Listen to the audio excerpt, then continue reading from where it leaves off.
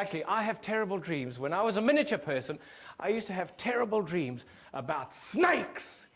Because I was born at the age of 0 in a country called South Africa, which, interestingly enough, is in the south of Africa. And where we lived, it was in a subtropical area. What does that mean?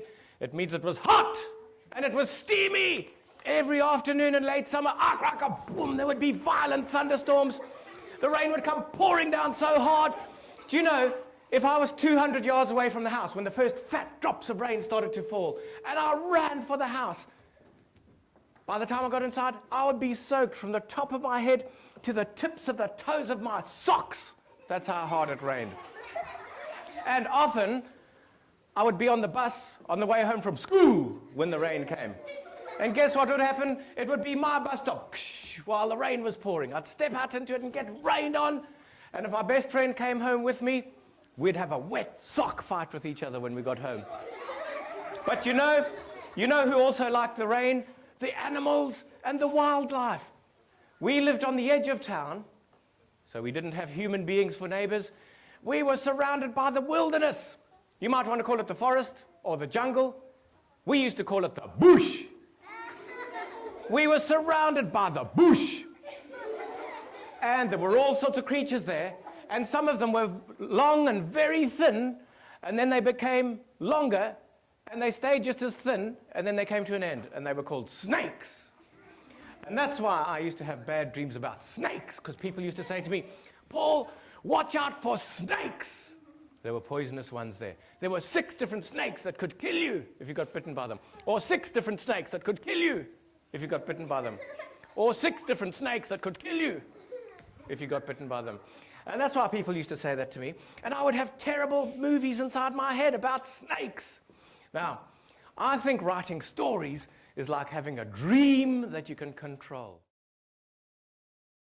Anyway, I started drawing you this funny, slippery green creature that's now hiding because I always saw frogs in the stream where I lived. And at night time, they used to sing me to sleep. There were all sorts of noises where I lived in Africa at night time. I would hear, reach, reach, zig, zig, zig, zig, zig, zig, rrt, rrt, no, no, no, no, no, no, no, all sorts of noises coming in through the window. Some of them were okay, but some of them made my blood run cold. There was a noise outside my window that went like this. And when I was about size 2, size 1.5, size 2.5, I thought it was a monster. I thought it was a scaly, big red monster covered in knopples and bumps and spikes, with 8 legs with claws on, dinosaur spikes around its head, dinosaur thorns sticking out of its tail, and crocodile teeth. In fact, the noise it was making, I thought it was the sound of it sharpening its crocodile teeth with a file. I'm just sharpening all my teeth. Then I'm coming to eat you. And I would say, Dad, I can't sleep. And he would say, why not? And I would say, I'm scared of the Zuzu. What? I'm scared of the Zuzu. There we go. And there's a drawing of the monster. That's an illustration I did for a book full of monsters called What on Earth Was That? It's been painted with watercolor paints. And look here, I put the moon in the sky there. Who can tell me who named the moon? Gwendolyn? Who named the moon? Nigel? A cow. And that's why one jumped over it as well. Now, you know why I put the moon in the sky there? To fit the words in. This picture is going to cover 2 pages in a book. So I need to leave space somewhere to fit the words. So that's where the words are going to go. Anyway, there was another noise I used to hear when I was trying to go to sleep at night. I wasn't scared of it. It sounded like a big old person snoring. It made a noise like this. No, no, no, no, no. Wah. No, no, no, no, no, no, no. Wah. And you know what it was? It was the frogs in the stream, because there was a stream near where we lived. And I used to go and play in that stream in the daytime. I wasn't scared of that noise because I knew what was making the noise.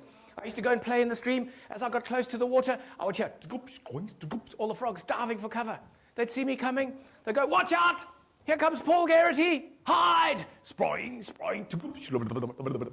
And I'd look at them, jumping, swimming. I loved their glossy golden eyes. And they had nice round suction pads on their fingers and toes for flinging upside down with. They could catch insects with a long sticky tongue. They could do so many different things. I thought I could do a book about that. As you might have noticed, I like making up silly names for animals. And I thought the frog could do lots of different things. Maybe I could put those two things together in a story. So I did. I wrote a story called The Hopamelion. And the idea came from remembering those funny, slippery, shiny creatures in the stream.